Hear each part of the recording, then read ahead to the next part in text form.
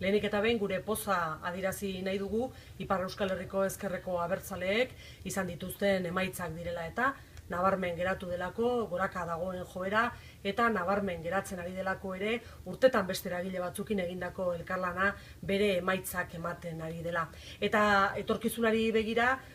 begibistan geratzen da emaitza hauek esku artean ditugula, elkarlan horretan sakontzen jarraitzeko